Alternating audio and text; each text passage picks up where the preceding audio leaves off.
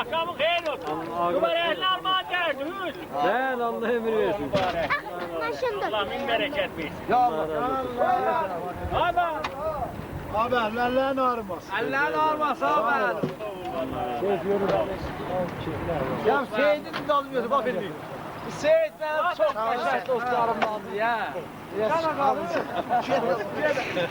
Ya Allah yorulma. Şey hazmet. Orada bunu alıyorum. Ağızlara koşuyoruz Allah.